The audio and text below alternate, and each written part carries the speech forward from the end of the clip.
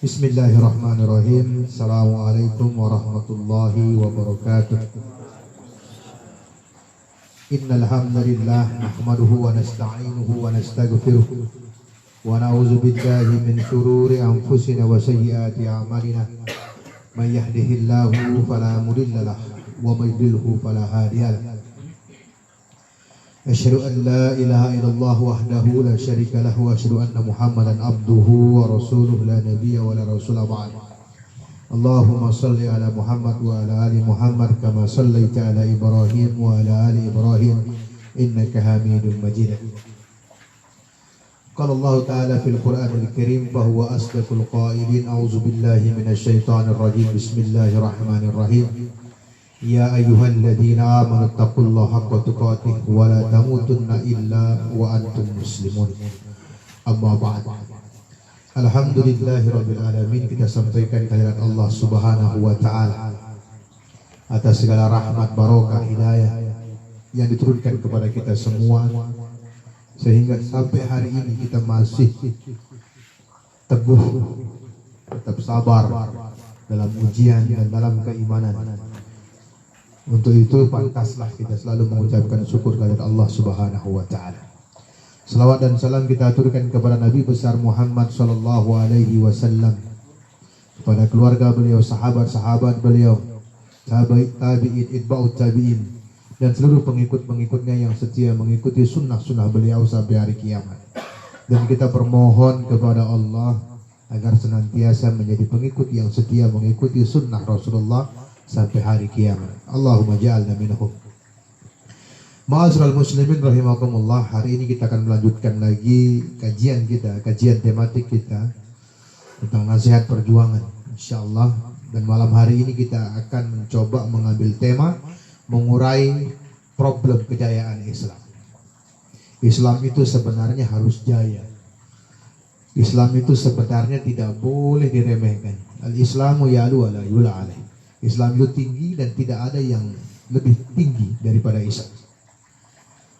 Kesempurnaan Islam membuat dia menjadi pedoman yang akan menyelamatkan hidup manusia di dunia maupun di akhirat. Kesempurnaan ajaran, kesempurnaan syariat, bahkan kesempurnaan akhlak sikap yang ditunjukkan oleh Rasulullah SAW menjadi tauladan tidak hanya bagi umat Islam saja, tapi seluruh manusia, bahkan seluruh makhluk-makhluk ciptaan Allah. Problem apa yang kiranya yang membuat Islam ini tidak jaya hari ini? Perlu kita mengurai problem apa gerangan sehingga orang tidak lagi berkiblat menggunakan hukum-hukum Islam. Ada apa gerangan? Sebelum kita masuk ke pembahasan, marilah kita lihat apa yang disampaikan oleh Umar bin Khattab radhiyallahu anhu. Kebenaranlah yang membuat kamu menjadi kuat, dan bukan kekuatan kamu yang membuat jayanya kebenaran. Satu kalimat yang sangat luar biasa yang disampaikan oleh Umar bin Khattab, mengajarkan kepada kita bahwa kebenaran ini yang menjadikan kita kuat.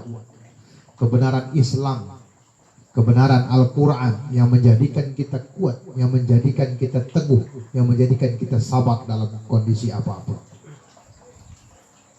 Karena Islam memang sudah kuat. Kitalah yang membutuhkan Islam, bukan Islam yang membutuhkan kita. Kita yang butuh keindahan Islam, kita yang membutuhkan kekuatan Islam, kitalah yang membutuhkan kebenaran Islam, kitalah yang membutuhkan syariat-syariat Islam, sehingga hidup kita menjadi lebih bermakna, hidup kita menjadi lebih terarah, dan hidup kita benar sebagaimana yang diinginkan oleh Allah sebagai pencipta kita. Wa ma khalaqtul jinna wal insa illa liya'budun. Tidaklah aku ciptakan jin dan manusia, kata Allah, melainkan untuk beribadah kepada Aku. Kemudian juga Utsman bin Affan radhiyallahu anhu menyatakan kejayaan umat ini akan terpelihara selama Al-Quran berdampingan dengan kekuatan. Bila mana kekuatan tanpa Quran akan menjadi anarkisme, dan bila mana Quran tanpa kekuatan tidak bermana bagi kehidupan. Artinya apa? Antara kebenaran Al-Quran dan pengawal kebenaran itu harus seiring. Quran dan besi. Quran sebagai pedoman hidup dan kekuatan sebagai penjaga Quran tersebut. Mereka harus seiring. Maka kalau ada kekuatan tanpa panduan, maka dia menjadi liar. Begitu juga sebaliknya, kalau kekuatan ada tapi tanpa Quran juga tidak bermakna hidup. Akan liar, lepas semuanya. Maka keserasian itulah yang harus kita ungkap. Keserasian itulah yang menjadi sebuah kekuatan yang menjayakan Islam. Coba lihat Quran. Quran surat Thaha ayat 2. Quran surat Thaha itu surat yang ke-20 dari urut-urutan Al-Quran. Coba dibuka Al-Qurannya, dibaca.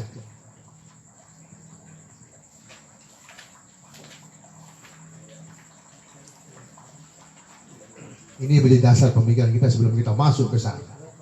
Ayat 2. Ta'awud dulu, ta'awud.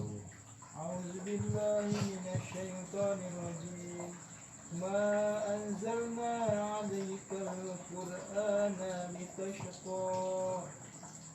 Wahai Muhammad, Al-Quran ini kami turunkan kepadamu, bukanlah untuk menjadikan kamu sengsara karena tidak sanggup melaksanakannya. Ya. Bagaimana Allah menerangkan kepada kita, ma anzalna 'alaikal Qur'ana litashqa. Wahai Muhammad, Al-Quran ini kami turunkan kepadamu bukanlah untuk menjadikan kamu sengsara karena tidak sanggup melaksanakannya. Artinya panduan itu adalah panduan hidup yang memudahkan kita untuk mencapai tujuan, dan Al-Quran sebagai pedoman hidup. Syariat-syariat yang ada dalam Al-Quran seyogyanya tidak membuat kita sengsara, bahkan menjadi panduan hidup kita. Maka kalau kita bisa menjalankan itu, maka kita tidak akan pernah sengsara. Contoh, kejadian hari ini Al-Quran sudah menjelaskan itu. Banyak sekali solusi-solusi Al-Quran yang ada dalam Al-Quran. Di antaranya, kalau kita mendapatkan ujian, maka mohonlah pertolongan kepada Allah dengan apa? Sabar dan sholat. Ada juga dengan banyak membaca Al-Quran, karena Al-Quran adalah penyembuh. Quran itu sifat. Buktinya apa, ya kan? Gunung saja, ya kan? Ketika ditaruhkan Al-Quran kepada itu, dibacakan Al-Quran kepada gunung, gunung akan hancur berkeping-keping. Maka kalau kita yakini, ya kan, makhluk yang besar seperti gunung saja hancur, bagaimana yang kecil? Ya. Jadi keyakinan itu. Al-Quran turun itu sebagai masya Allah, sebagai huda, sebagai sifat, sebagai sumber kekuatan, dan sebagai macam-macam. Maka syariat-syariat yang dalam Al-Quran itu tidak menyengsarakan kita, justru menjadikan kita bermakna dalam kehidupan kita. Quran adalah solusi hidup. Quran adalah solusi dalam setiap permasalahan. Maka setiap permasalahan manusia kembalikan kepada Al-Quran. Ada Al-Quran. Al-Quran tidak pernah salah, tapi kadang pemahaman orang terhadap Al-Quran yang menjadi masalah. Ayat tidak pernah salah, syariat tidak pernah salah, tapi kadang-kadang pemahaman orang terhadap syariat dan pemahaman orang terhadap Al-Quran itu yang menjadi masalah. Ya. Ini sebagai dasar pemikiran kita dulu, bahwa Al-Quran itu sumber. Kemudian yang kedua, sebagai perbandingannya, coba lihat Quran surat As-Saff, surat 61 ayat 8. Surat 61 ayat 8.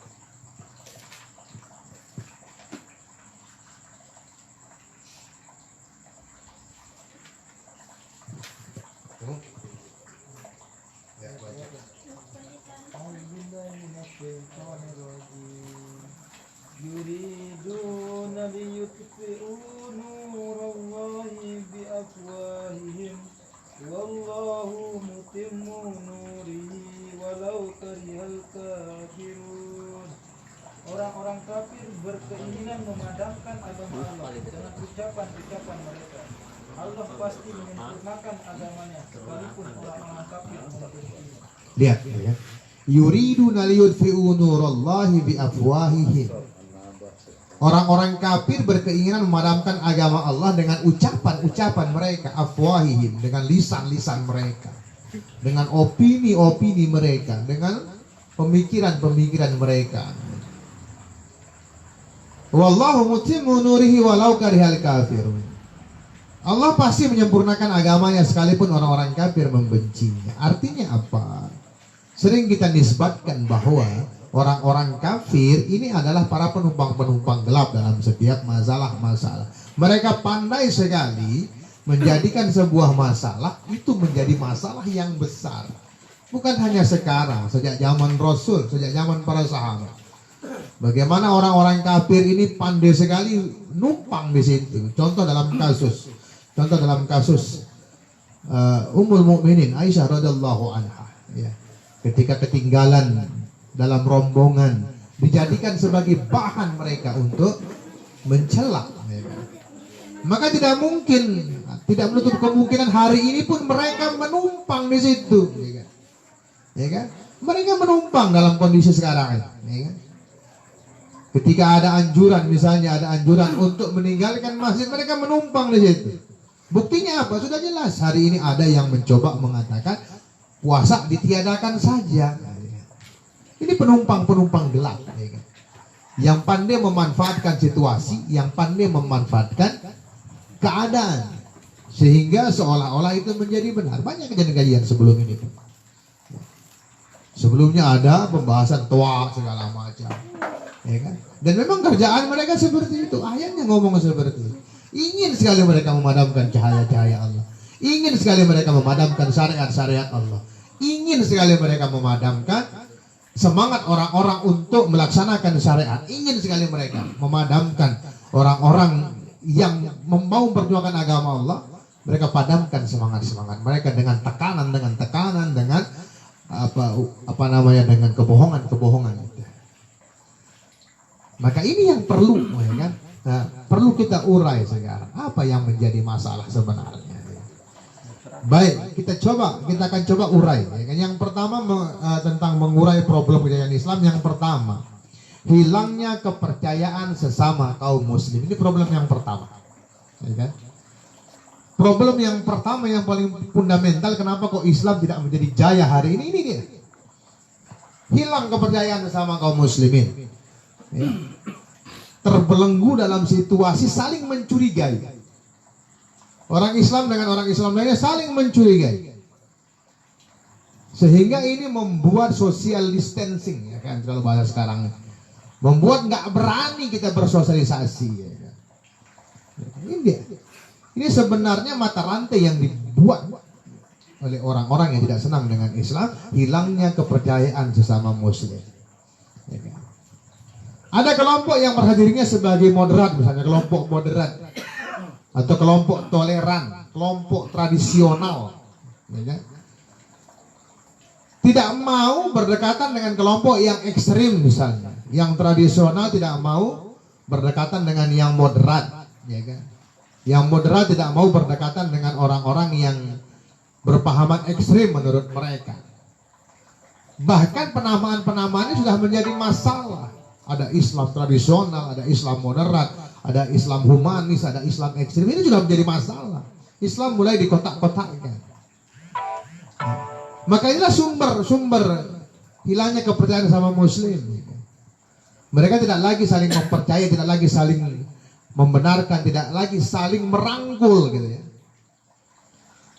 Maka kondisi pergolakan seperti ini menjadi rintangan bagi kita untuk menciptakan perdamaian, karena sudah saling curiga, hilang percaya. Wah, ini ekstrim nih, ntar ngajak kita perang, ini ekstrim nih, ntar ngajak kita untuk melawan pemerintah, ya. Wah, ini tradisional nih, senangnya yang berbau tentang animisme segala macam. Itu dia. Maka harus kita hilangkan bangun kepercayaan sesama kaum muslimin, ya. Bangun kepercayaan, saling percaya bahwa kita sama-sama bertujuan untuk menjayakan Islam, ya kan? Jangan sibuk untuk mencari kesalahan, karena kalau sibuk mencari kesalahan maka yang timbul tidak ada rasa saling percaya. Ketika ada saudaranya yang datang kepada dia, sudah a priori, kamu ini mau cari kesalahan-kesalahan saya, ya kan? Bajunya berbeda datang, wah curiga lagi. Pecinya saja berbeda sudah curiga. Masya Allah. Maka harus kita buang ini. Mari kita bangun kepercayaan sebagaimana para sahabat, ya kan? Sebagaimana para sahabat pada masa dahulu yang dibangun adalah kepercayaan, bayangkan, kepercayaan. Bahkan sampai hartanya pun dititipkan kepada saudaranya. Saking percayanya, Masya Allah. Ya kan? Nah, kepercayaan ini adalah menjadi modal dasar. Maka sekarang mari kita dakwahkan persatuan, mari kita dakwahkan persaudaraan, mari kita dakwahkan saling percaya sesama kaum muslimin. Karena siapa lagi yang akan kita saling percaya kalau orang Islam saja kita sesama muslim saja tidak saling percaya, mau percaya kepada siapa? Nah, itu dia. Ini poin yang pertama. Poin yang kedua, terikat program sendiri. Kadang-kadang kita membuat program sendiri, tidak mau bersinergi, tidak mau kolaborasi, menganggap program kita sendiri sebagai acuan kebenaran. Nah, ini yang menjadi masalah kadang-kadang. Dan ini menjangkiti hampir seluruh harokah hari ini. Hampir seluruh komunitas hari ini sibuk membuat program sendiri, lupa dengan program sinergi, lupa dengan program jamaah. Ya kan? Nah ini, ya kan? Yang harusnya kita ketahui, amal fardhi atau amal sendiri tidak akan pernah bisa mengalahkan amal jamaah.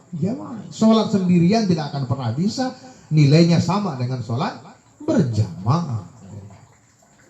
Nah itu dia, misalnya seperti itu, ya kan. Maka yang muncul adalah dampak negatif. Ya, ketika kita sibuk membuat program sendiri dan menyatakan program kita adalah program yang paling hebat, program yang paling betul, program yang paling relevan, maka yang ada muncul buruk sangka, ya kan? Muncul a priori. Apa itu a priori itu? A priori itu adalah ingin menjauh, ya kan? Membuat jarak, ya kan? Itu a priori. Ya. Muncul kecurigaan sesama kaum muslimin, ya itu dia. Nah, maka problem ini muncul kalau ada komunitas Islam yang membanggakan programnya, program perjuangan kelompoknya menjadi dasar atau tolak ukur dari kebenaran Islam. Yang harusnya dibangun tuh amal jamaah, sinergi. Batu yang besar, ya kan, semakin banyak kita memikulnya maka menjadi semakin ringan. Problem bangsa hari ini misalnya, ketika problem pangan menjadi problem yang paling fundamental hari ini, kalau kita bersinergi semua saling bahu membahu, maka selesai dia, ringan dia. Adakan sinergi, adakan kerjasama. Maka problem kejayaan Islam yang kedua ini adalah terikat program sendiri, atau menganggap program kita paling benar, atau menganggap kita yang paling benar, atau menganggap kita yang punya masalah yang paling berat. Nah itu jangan salah, paling berhak, ya, paling macam-macam. Maka harus dikesampingkan hal-hal yang seperti ini, ya kan? Maka yang terjadi, kalau itu yang terjadi, muncul sebuah problem, rela bermusuhan dengan sesama muslim, tapi senang bergandengan dengan non-muslim. Ini yang terjadi. Karena apa? Dia lebih rela bermusuhan dengan kawan-kawan semuslim, ya kan? Tapi bergandengan tangan dengan non-muslim. Ini yang akan muncul. Karena apa? Ya kan? Karena apa? Ya selain Islam itu adalah non-Islam, ya kan? Apa yang kita dapatkan dari itu? Ya kan? Padahal Islam sudah mengajarkan kita jelas, ya kan? Bangun persaudaraan berdasarkan keimanan. Kalau ada masalah, fa'aslihu baina akhawaikum. Maka saling islah, saling memperbaiki, saling berkontribusi, kan gitu. Nah ini yang menjadi masalah. Enjoy dengan musuh-musuh Islam, enjoy dengan orang yang tidak kompeten untuk perjuangan Islam dibandingkan bergandengan tangan dengan sesama kaum muslim. Muslim ini problem yang kedua nih ya kan. Ini menjadi kita enggak ya kan? Dalam kehidupan pribadi kita ini juga menjadi sebuah problem nih ya kan. Program kita saja gitu ya. Tidak. Bangun program sinergitas, bangun program jamaah, amal jamaah. Apalagi dalam kondisi-kondisi sulit, amal jamaah ini menjadi suatu yang luar biasa, yang akan bisa mengentaskan segalanya. Tidak akan pernah sama nilainya, derajatnya antara amal jamaah dengan amal fardi. Ya kan? Itu dia. Maka bersama-sama bangun kebersamaan. Yang ketiga, stagnasi komunikasi sesama muslim. Ya, problem yang ketiga ini adalah komunikasi. Kadang-kadang pertengkaran terjadi karena komunikasi yang tidak pas, ya kan? Padahal komunikasi ini menjadi dasar dari interaksi sosial. Kalau ini tidak dibangun benar, ya kan?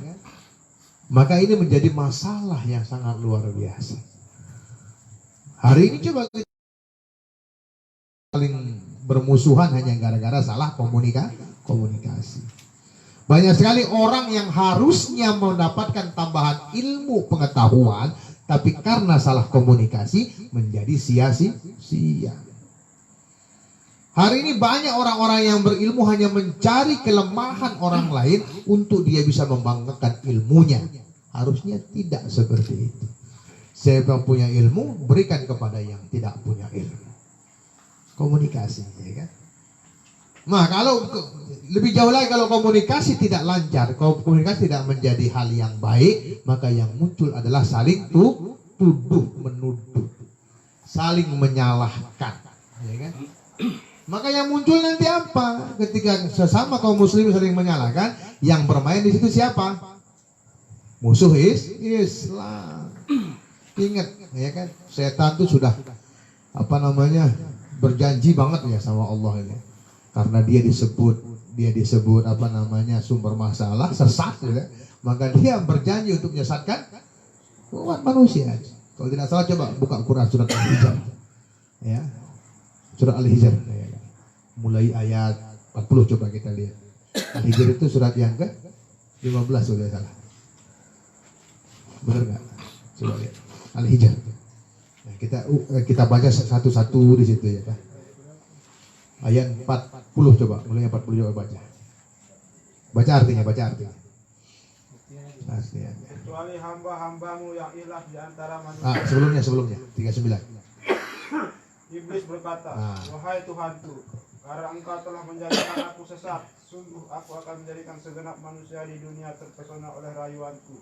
Sungguh aku akan menjadikan mereka semua sesat. Kecuali hamba-hambamu yang ikhlas di antara manusia. Allah berfirman kepada segenap hambanya yang ikhlas, aku menjamin para hambaku yang ikhlas tetap mengikuti agama yang benar. Wahai iblis, hamba-hambaku tidaklah dapat kamu sesatkan sedikit pun, kecuali orang-orang sesat yang mengikuti kamu. Sungguh jahanam adalah tempat yang dijanjikan bagi orang-orang yang sesat. Jahanam itu mempunyai 7 pintu. Tiap-tiap pintu diperuntukkan bagi golongan sesat tertentu. Sesungguhnya orang-orang yang taat kepada Allah dan bertauhid kelak berada dalam surga-surga dan mata air. Ya, cukup. Kita lihat ya kan. Bagaimana iblis ya kan, setan ya kan, berani ngomong sama Allah ya kan. Iblis berkata, wahai Tuhanku, karena engkau telah menjadikan aku sesat, ya, apa? Membuat. Ya. Itu dia. Maka selalu kita katakan dalam setiap masalah, hati-hati dengan penumpang gelap. Siapa penumpang gelap itu? Setan. Please. Karena memang dia berjanji untuk menyesatkan manusia. Dia berjanji untuk membuat kita semua sesat dengan rayuan dia. Rayuan dia. Ya kan? Karena manusia, kecenderungan manusia itu adalah mudah dirayu. Ya, mudah dirayu. Ya. Maka caranya apa untuk mengantisipasi itu? Mengalahkan semua itu dengan apa? Dengan ilmu. Ilmu, ya kan? Ilmu. Maka itu disebutkan bastatan fil ilmi wal jism.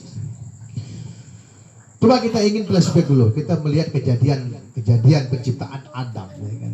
Ada ingat nggak itu, ya kan? Wa idza qala rabbuka lil malaikati inni ja'ilun fil ardi khalifah, gitu ya. Saya gini urai sedikit itu. Bagaimana ketika penciptaan Adam, yang protes siapa? Yang protes siapa? Kok iblis? Yang protes malaikat. Ya kan? Yang protes itu malaikat. Masya Allah. Padahal malaikat ini kita ketahui, ya kan, selalu tunduk kepada Allah. Tunduk kepada Allah. Ya kan? Maka apa yang dilakukan oleh Allah untuk menundukkan malaikat? Apa dia? Ilmu. Ya kan? Nah, oke, begini aja katanya. Gitu bahasa kasarnya ya. Gini aja. Adam, coba kamu sebutkan nama-nama. Kemudian Allah katakan, malaikat coba ulang. Kamu ngerti nggak? Kalah, tunduk di situ. Nah, itu dia. Nah, itu. Makanya ilmu itu menjadi suatu yang sangat luar biasa. Ilmu dulu, ya berilmu dulu. Dan sumber ilmu itu adalah Al-Quran. Masya Allah. Nah sekarang apa yang antum harapkan untuk menangkan pertarungan, menangkan pertempuran kalau antum nggak berilmu?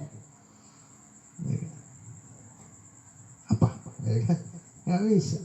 Baru jaga ilmu itu dengan kekuatan. Sebagaimana kata siapa tadi? Lupa nih.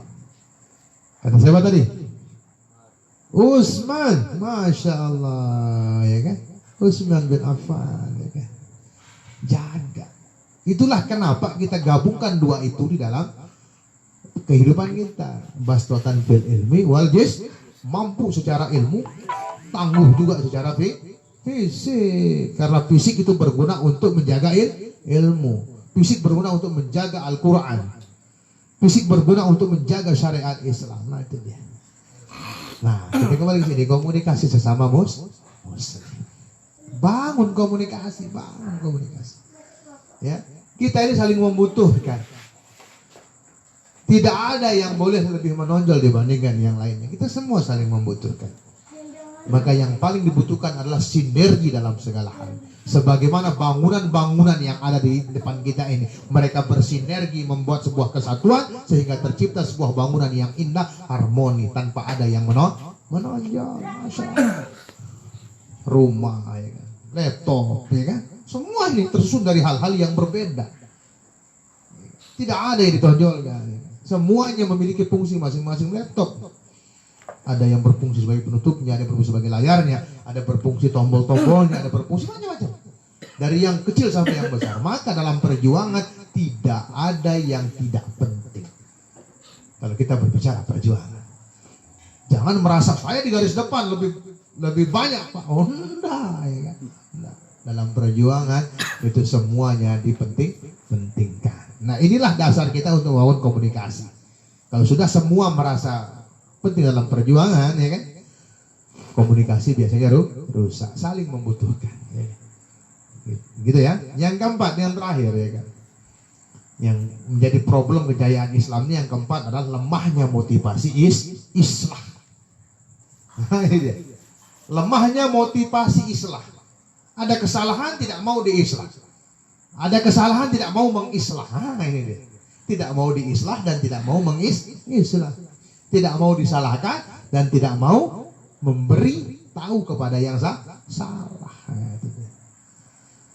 Maka ini menjadi motivasi yang lemah untuk perjuangan islah, ya kan. Disalahkan nggak mau, ya kan. Dan orang juga tidak mau perbaiki temannya, ini menjadi masalah. Karena kalau sudah seperti itu, yang terjadi adalah dunia menjadi tujuannya. Padahal yang harus menjadi tujuan apa? Akhirat. Maka yang harus kita bangun di situ, ya kan? Innamal mu'minuna ikhwah fa aslihu baina akhawaikum. Sesungguhnya seluruh orang yang beriman ini bersaudara. Fa aslihu baina akhawaikum. Maka harus saling memberi islah kepada siapa saja yang bermasalah, ya kan? Nah ini dia. Nah ini 4 poin ini dulu, nanti kita akan kembangkan lagi insya Allah. Ada 4 poin ya, ada 4 poin mengurai tentang problem kejayaan Islam. Yang pertama apa tadi? Hilangnya kepercayaan sesama kaum muslimin.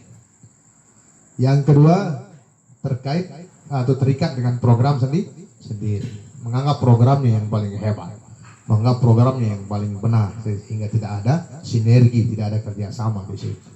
Yang ketiga komunikasi, ya kan? Yang keempat lemahnya motivasi perbaikan, lemahnya motivasi Islam. Semoga bermanfaat yang kita sampaikan hari ini, semoga menjadi penguat kita dalam perjuangan.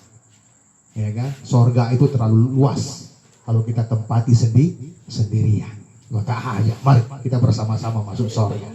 Ya, mari bersama-sama masuk sorga. Sorga itu terlalu luas, ya kan? Terlalu luas buat yang sendirian. Ya kan? Ya. Itu dia. Jadi mari kita sama-sama menuju keridhaan Allah, ya kan? Semoga Allah menurunkan barokahnya kepada kita semua dan kita berdoa kepada Allah agar selalu terhindar dari segala penyakit, ya kan? Semoga Allah juga mengangkat virus corona ini, ya kan? Kita berdoa kepada Allah semoga diberi kesehatan, semoga diberi kesabaran, semoga diberi rasa peduli kepada sesama. Ya kan? Semoga kita diberikan rasa persaudaraan yang betul-betul, karena ini semuanya ujian. Ini semua ujian dari Allah. Dan namanya ujian itu pasti akan usai. Ya kan? Setiap ujian itu pasti akan selesai. Tidak ada keujian terus nggak ada, ya kan? Setelah ada tanjakan pasti ada turunan. Jadi bersabar saja.